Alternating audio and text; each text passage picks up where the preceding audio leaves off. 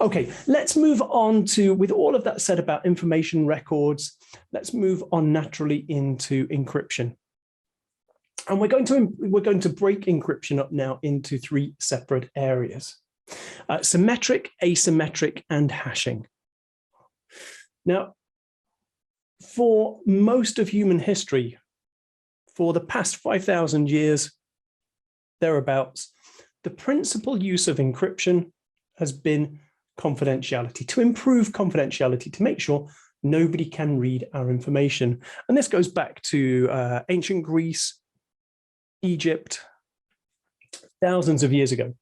We have the Caesar cipher, roughly around 2,000 years ago. More recently, since about 1950, we've started to see an increase in the sophistication of encryption and some of the use cases we have for it. And we've started to develop out capabilities to improve the management of integrity of files. And hashing is a really good example of that. Something that increases the availability of a file. If something's encrypted, then we can extend, we can share it more widely. And we will look at asymmetric encryption and how it helps us with that. And privacy helps enhance our approach to privacy. Something is readable by only those that should have access, by people that are authorized. So encryption has a very long history. As soon as we started to document, as soon as we learned to write, we started to find ways to protect those systems. And very early systems, up until the 1800s, relied on moving a letter, exchanging a letter for another letter, one character for another character, as we'll see in the next slide. As we started to move towards the 1800s, 1900s, and we saw mechanical capabilities and electronic systems, electromechanical systems come into being, what we started to do then is exchange letters for numbers, for numerical values. Computers store each character on this slide is stored as a numerical representation, a number. They do this using encoding formats like Unicode or ASCII.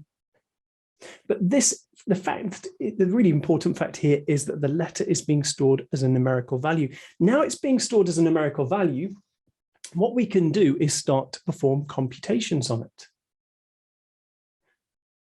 The value of the plain text can be multiplied, divided by the value of the key, for example. So this algorithm now can work like a mathematical algorithm. Instead of substituting one character for another, now what we're doing is mathematical calculations on numerical values that represent characters. And this is such a big leap in capability. And this around 100 years ago really gave us an additional level of sophistication, so that when the silicon chip was invented in 1959, what it meant was we could use computers' capabilities for performing computations, calculations, to help us with encryption. And this is what drove such a massive increase in the strength and sophistication of crypto.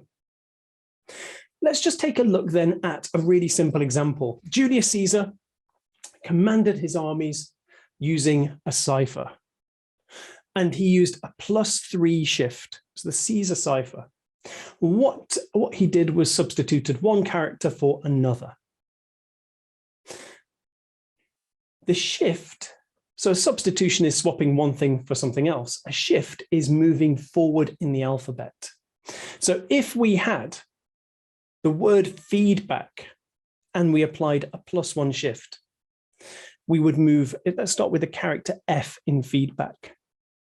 The F would move forward one character to become EFG, would become G.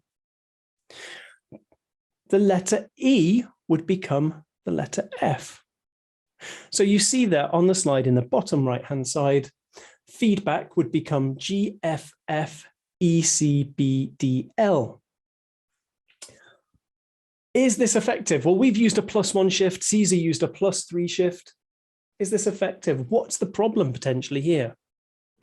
Well, this is deterministic. You can encrypt something, you can decrypt it back. The person receiving the message can unencrypt the message and recover the plain text. The key in this example would be the +1 or the +2, whatever the shift is. In order to unlock the encrypted message to go from the ciphertext back to the plain text, we would need to know what the shift value is. Now, the first problem with this is that there are, in our alphabet, 26 possible shifts. As a number of different options, that's far too limited. But also just look at the word feed, and then the first 4 characters of the ciphertext. The 2 character E's become character F's. And the most commonly used letter of the alphabet in the English language is the letter E. Is that a problem? Well, yeah, it is. What we see here is a problem with frequency analysis, where we have common letters, commonly used letters, or commonly used words. We can start to look for those. And whatever the shift value is, you can uncover. And so GFFE, it might be possible to assume if E is the most commonly used character in the English alphabet, that those 2 F's might be E's. And based on that, we could work backwards and uncover the key. So this is substitution, a really simple way of encrypting a message. We can also look at changing the order of the plain text. So if we had the word cat, we could change that to TAC. So we have substitution as one option, changing one character for another. And then we have the opportunity to change the order of the characters, permutation.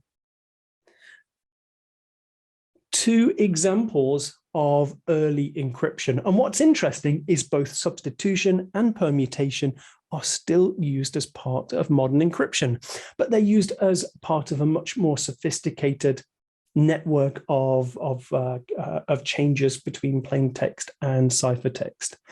But it's interesting that we still use substitution and permutation in our modern algorithms.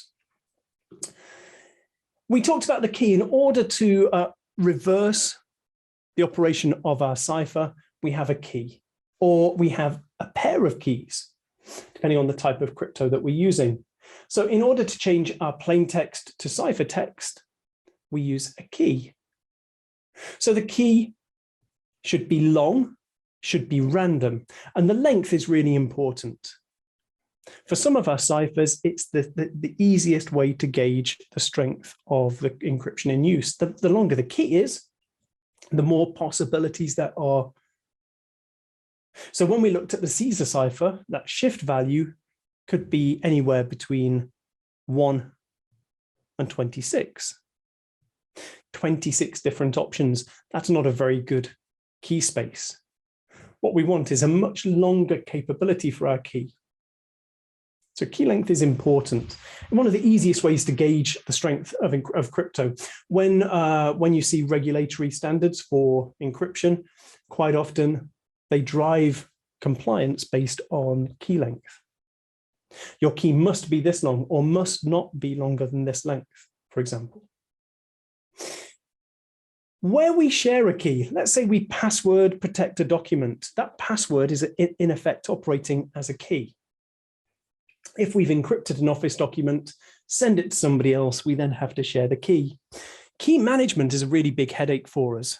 If you email the encrypted document and then email the key, well, if the attacker has access to to the recipient's mailbox, they will get both the file and also the key.